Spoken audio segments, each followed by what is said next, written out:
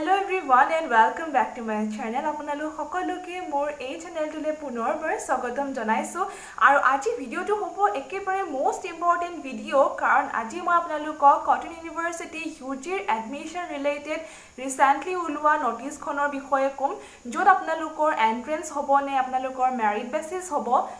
আৰু আপোনালোকৰ এন্ট্ৰেন্স হলে কেনেকুৱা ধৰণৰ এন্ট্ৰেন্স পাতিব অনলাইন অফলাইন আপোনালোকৰ সিলেবাস কি হ'ব গুটে এ টু জেড তেওঁলোকে মেনশন কৰি দিছে আৰু আপোনালোকৰ বহুতৰ কিছুমান ডাউট আছিল যে যদি সায়েন্সৰ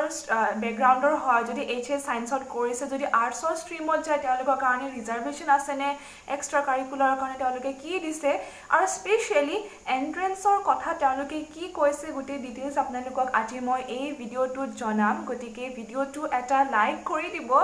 চ্যানেল যদি এতিয়ালৈকে আপোনালোকে সাবস্ক্ৰাইব কৰা নাই প্লিজ সাবস্ক্ৰাইব কৰি দিব তেন্তে আপোনাৰ আহক আজি আমি ভিডিওটো ষ্টাৰ্ট কৰো আৰু আজি মই আপোনালোকক যিখন অফিচিয়েল নোটিছ সেইখনো আপোনালোকক লগতে মই দেখুৱাই যাম গতিকে আমি এতিয়া direct to the point main কথাটোলৈ আহি যাওঁ চাওক এইবাৰ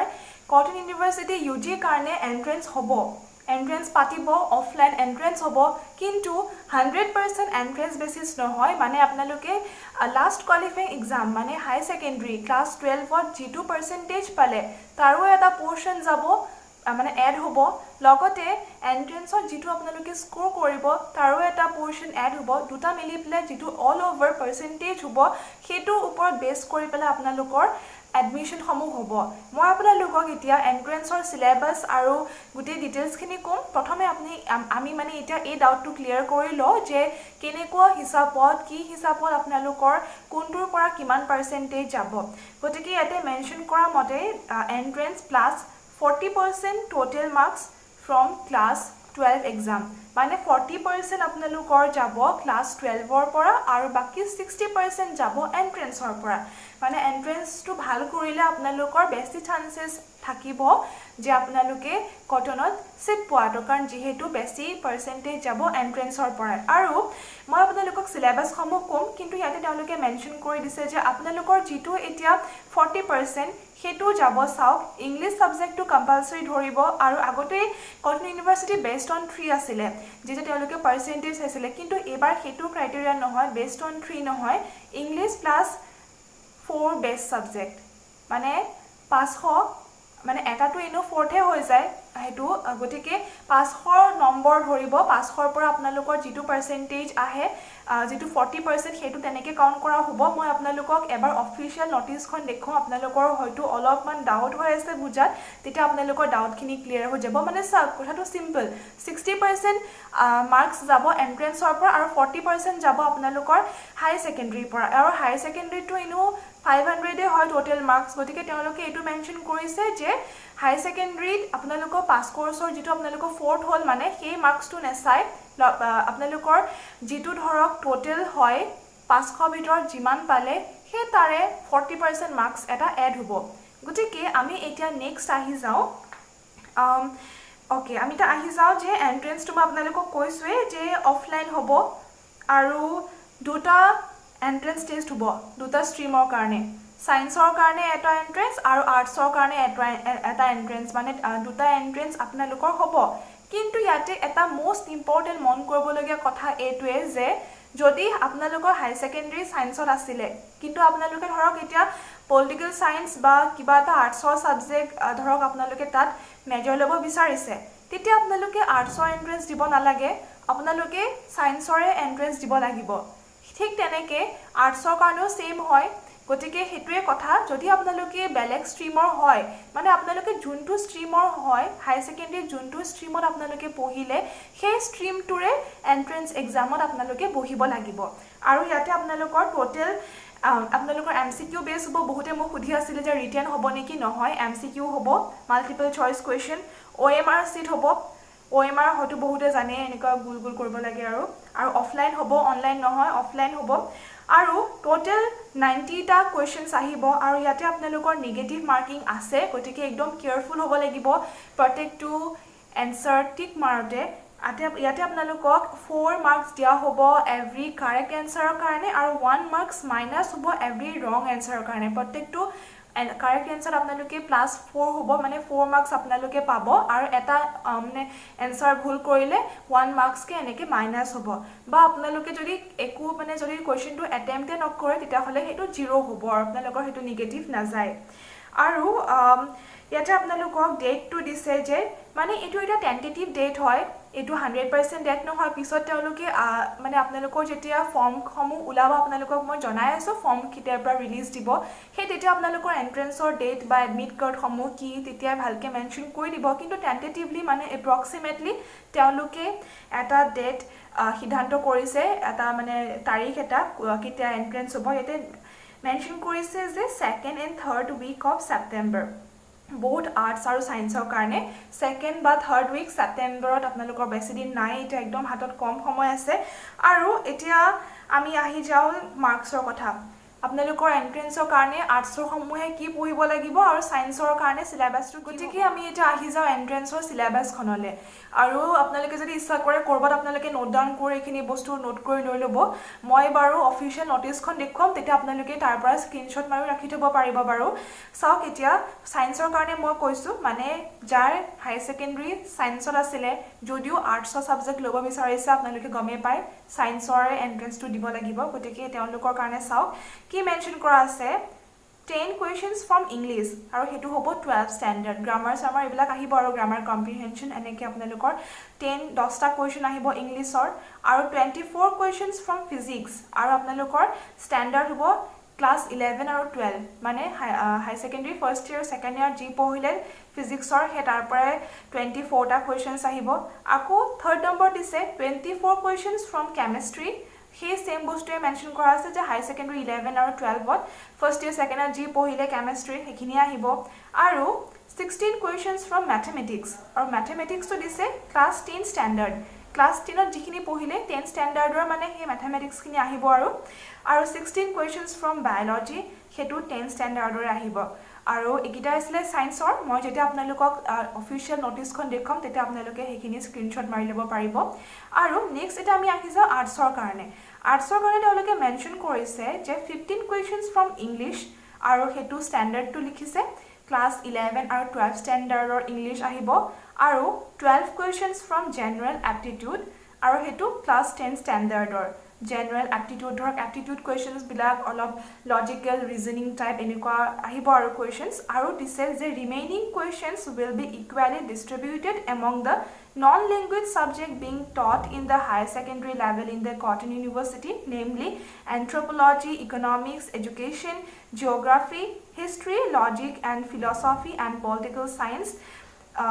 11 আৰু 12 standard মানে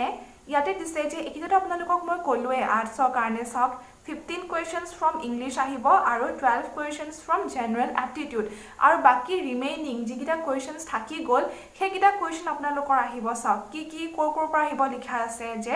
একিটা যে সাবজেক্ট মই মেনশন কৰিলো মানে আলটিমেটলি কবলে গলে হাই সেকেন্ডাৰীত আপোনালোকে যি সাবজেক্ট পঢ়িছিলে হেখিনি আটাইখিনি এবাৰ চাব লাগিব যদিও আপোনালোকৰ হাই সেকেন্ডাৰীত হে পাৰ্টিকুলাৰ বিষয়টো নাই তথাপিও আপোনালোকে তাৰ অলপ বেসিক সমূহ জানি লব লাগিব সাবজেক্ট কিটা একিটাই মই মেনশন এই মাত্ৰ কৰা কিটা যেটা কলো আপোনালোকক ধৰক anthropology, economics, education, geography, history, logic and philosophy আৰু political science এই কিটা সাবজেক্টৰ হাই সেকেন্ডাৰী 11 আৰু 12 ৰ বেসিক কনসেপ্ট বিলাক এই সাবজেক্ট কিটাৰ হেখিনি আহিব আৰু এয়া আছিল আৰ্টছৰ এইখিনি সিলেবাস আৰু ইয়াতে তেওঁলোকে মেনশন কৰিছে যে যদি আপোনালোকে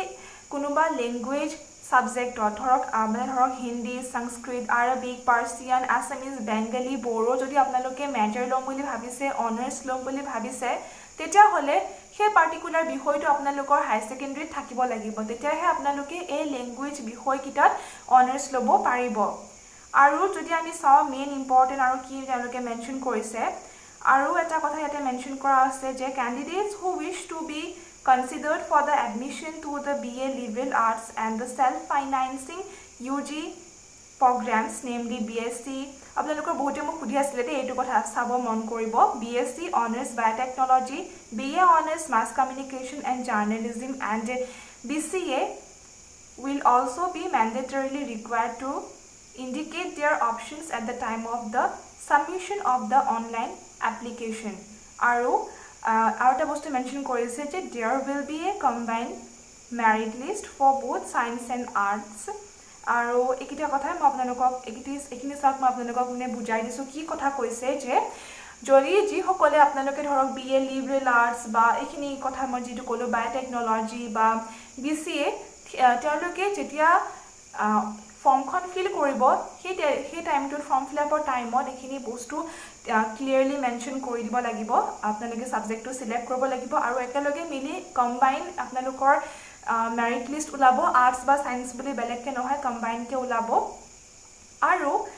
এটা মোষ্ট ইম্পৰ্টেণ্ট এক্সট্ৰা কাৰিকুলাৰ কাৰণে তেওঁলোকে কি মেনশ্যন কৰিছে চাওক The candidates willing to take admission under extracurricular scheme are required to appear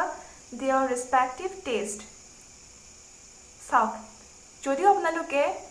extra curricular কাৰণে এপ্লাই কৰিছে তথাপিও মানে এক্সট্ৰা কাৰিকুলাৰ কোটাত যদি এপ্লাই কৰিছে তথাপিও আপোনালোকে এনেকুৱা নহয় যে সেই কোটাৰ কাৰণে আপোনালোকে এন্ট্ৰেন্স দিব নালাগে যদিও আপোনালোকৰ ছায়েন্স আৰ্টছ যি ষ্ট্ৰীমৰ আছিলে আপোনালোকে মেণ্ডেটৰিলি আপোনালোকৰ যিটো এন্ট্ৰেন্স হয় সেয়া দিব লাগিব এতিয়া বহুতৰে মনত এটা ডাউট হৈ আছে যে যিসকল কমাৰ্চ ষ্ট্ৰীমৰ হয় তেওঁলোকে কোনটো এন্ট্ৰেন্স দিব কাৰণ আপোনালোকৰ বহুতে কমাৰ্চৰ থাকে কিন্তু আৰ্টছৰ ধৰক আহে আৰ্টছৰ ছাবজেক্টত আপোনালোকে অনাৰ্ছ লয় তেতিয়া আপোনালোকে সেই আৰ্টছৰ ছাবজেক্ট দিব লাগিব মানে ইয়াতে নোটিছখনত মেনশ্যন কৰা মতে আৰ্টছ/কমাৰ্চ কেণ্ডিডেটছ বুলি আছে মানে আৰ্টছৰ আৰু কমাৰ্চৰ দুইটা কেণ্ডিডেটে আৰু মানে কমাৰ্চৰ কেণ্ডিডেট সকলো আৰ্টছৰ এক্সামত বহিব লাগিব মানে আৰ্টছৰ হায়াৰ ছেকেণ্ডেৰীখিনি বস্তুখিনি আপোনালোকে এবাৰ চাব লাগিব আৰু এটা বস্তু মেনশ্যন কৰা আছে ইয়াতে যে আপোনালোকৰ কটন ইউনিভাৰ্চিটি অফিচিয়েল ৱেবছাইট মই যিটো ডেছক্ৰিপশ্যনত দি দিম বাৰু সেই ৱেবছাইটত আপোনালোকৰ অনলাইন লিংকটো মানে আপোনালোকৰ অপেন কৰি দিয়া হ'ব 21 আগষ্টৰ পৰা 21 আগষ্টৰ পৰা আপোনালোকৰ এডমিশ্যন লিংক তাতে খুলি দিয়া হ'ব আৰু গোটেইখিনি আপোনালোকে অনলাইন ফৰ্মসমূহ আপোনালোকে ফিল কৰি ল'ব পাৰিব তেতিয়াই আৰু তেওঁলোকে লাষ্টত মেনশ্যন কৰি দিছে যে candidates R advise to get vaccinated আৰু গতিকে সোনকালে ভেকচিনসমূহ আপোনালোকে লৈ ল'ব কাৰণ হয়তো সোনকালে আপোনালোকৰ এডমিশ্যনখিনি গোটেই কমপ্লিট হোৱাৰ পিছত ক্লাছসমূহ যদি চিটুৱেশ্যন ভাল হয় অফলাইন ক্লাছ ষ্টাৰ্ট কৰি দিব আৰু এতিয়া মই আপোনালোকক এজ এ হোল গোটেই এই নোটিছখন আপোনালোকক মই এতিয়া স্ক্ৰীন ৰেকৰ্ডিং এটা প্লে কৰি দিম আৰু গোটেইখিনি দেখুৱাই যাম তেতিয়া আপোনালোকৰ যোনসকলে য'ত মিছ কৰিলে বা যি বুজাত অলপ থাকি গ'ল বা আপোনালোকে যদি কিবা নোট ডাউন কৰা নাছিলে মোৰ কথাখিনি তেতিয়া আপোনালোকে ইয়াৰ পৰাই স্ক্ৰীনশ্বট মাৰি ল'ব পাৰিব গতিকে আমি এতিয়া ব'লক যাওঁ অফিচিয়েল নটিফিকেশ্যনখনলৈ এইখন চাব এইখনে হৈছে কটন ইউনিভাৰ্চিটি অফিচিয়েল নটিফিকেশ্যন যিখন আজি ওলাইছে আৰু মই যিখিনি বস্তু আপোনালোকক অলপ আগতে বুজালোঁ গোটেইখিনি ইয়াতে মেনশ্যন কৰা আছে চাওক ইয়াতে কম্পনেণ্ট 1 কম্পনেণ্ট 2 দিয়া আছে আৰু মই যেনেকৈ কৈছিলোঁ আপোনালোকৰ যিটো ফৰ্মুলা যেনেকুৱা বেচিছত আপোনালোকৰ মানে টোটেলটো কাউণ্ট কৰা হ'ব এইটো আপোনালোকে চি চাব পাৰে ABC কে যে আছে ইয়াতে চি নাম্বাৰত মেনশ্যন কৰা আছে যে আপোনালোকৰ যিটো এণ্ট্ৰেন্সৰ পৰা যাব আৰু প্লাছ লগতে 40% মাৰ্কছ যাব আপোনালোকৰ হায়াৰ ছেকেণ্ডেৰীৰ পৰা English subject plus 4 best subject out of 500 সেইটো মেনশ্যন কৰা আছে আৰু এইখিনি চাওক OMR শ্বীট হ'ব অফলাইন হ'ব আৰু আপোনালোকৰ এক্সামটো 2 আৱাৰ্ছৰ হ'ব মানে মনত ৰাখিব সেইটো 2 আৱাৰ্ছৰ হ'ব আৰু প্লাছ 4 দিয়া হ'ব এভৰি কাৰেক্ট এনচাৰৰ কাৰণে -1 হ'ব এভৰি ৰং এনচাৰৰ কাৰণে আৰু 0 মাৰ্কছ হ'ব যদি আপোনালোকে কুৱেশ্যনটো এটেম্প নকৰে আৰু মই যেনেকৈ আপোনালোকক কৈছিলোঁ ছায়েন্সৰ কাৰণে এইখিনি চাওক আপোনালোকে এই 5 নম্বৰটো আণ্ডাৰত গোটেইখিনি মেনশ্যন কৰা আছে যে ছায়েন্সৰ কাৰণে আপোনালোকৰ কেনেকুৱা হ'ব চিলেবাছটো আৰু 6 নম্বৰত আপোনালোকে চাব পাৰে নম্বৰ 6ত এয়া আৰ্টছৰ বস্তু মেনশ্যন কৰা আছে আৰু আদাৰ ছাবজেক্টকেইটা আৰ্টছৰ এণ্ট্ৰেন্সৰ কাৰণে কি পঢ়িব লাগিব মই যে আপোনালোকক কৈছিলোঁ anthropology economics education geography history logic philosophy আৰু পলিটিকেল ছায়েন্স 11 আৰু 12 ষ্টেণ্ডাৰ্ড সেইখিনি আপোনালোকে চাব লাগিব আৰ্টছৰ এণ্ট্ৰেন্সৰ কাৰণে আৰু এইখিনি চাওক এবাৰ আপোনালোকে পজ কৰি পেলাইও গোটেইখিনি এবাৰ ভালকৈ পঢ়ি চাই ল'ব পাৰে বা আপোনালোকে এবাৰ এটা স্ক্ৰীনশ্বটো মাৰি ল'ব পাৰে তেতিয়া পিছতো আপোনালোকে চাই ল'ব পাৰিব এইখিনি বস্তু স্ক্ৰীনশ্বটটো মাৰি ল'লে আৰু এইখিনি চাওক মই কোৱাখিনিয়ে গোটেইখিনি মেনশ্যন কৰা আছে এক্সট্ৰা কাৰিকুলাৰৰ কাৰণে এয়া মেনশ্যন কৰি দিছে আৰু লাষ্টত চাওক অনলাইন এপ্লিকেশ্যন ফৰ্ম এই কটন ইউনিভাৰ্চিটি ৱেবছাইটত এভেইলেবল হ'ব এইখন চাওক তলফালে এয়া ছিগনেচাৰ মৰা আছে আৰু 21 আগষ্টত ফৰ্ম ফিল আপ হ'ব আৰু ওপৰত মই এবাৰ আপোনালোকক দেখুৱাই দিছোঁ ন'টিছখন চাওক আৰু আই হোপ আপোনালোকৰ এই ডাউটটো ক্লিয়াৰ হৈ গ'ল আৰু আগলৈ যদি আৰু কিবা নটিচ ওলাই মই নিশ্চয় আপোনালোকৰ কাৰণে জনাম আৰু মই বহুতে সুধি আছে মাষ্টাৰ্ছৰ কথা চাওক এতিয়া ইউজি ওলাইছে গতিকে মাষ্টাৰ্ছৰ গোটেইখিনি ডিটেইলছ অতি সোনকালে ওলাই যাব আৰু নটিচখন এতিয়া মই জাষ্ট পাইছোঁ গতিকে এতিয়াই লগালগ ভিডিঅ' বনাই আপোনালোকৰ মাজলৈ আগবঢ়াই দিলোঁ এজ মই আগতে আপোনালোকক প্ৰমিছ কৰিছিলোঁ যে যেতিয়াই নটিচ ওলাই মই ৰাতি হ'লেও আপোনালোকৰ মাজলৈ ভিডিঅ' বনাই আগবঢ়াই দিম বুলি গতিকে প্লিজ ভিডিঅ'টো এটা লাইক কৰিব শ্বেয়াৰ কৰিব ভিডিঅ'টো আপোনালোকৰ ফ্ৰেণ্ড চাৰ্কুলৰ মাজত আৰু যদি কিবা ডাউটছ থাকে প্লিজ হেজিটেট নকৰিব কমেণ্ট ছেকশ্যন গৈ মোক সুধিবলৈ গতিকে অন্য এটা ভিডিঅ'ত মই আপোনালোকক আকৌ লগ পাম আৰু আজিলৈ আহোঁ বাই বাই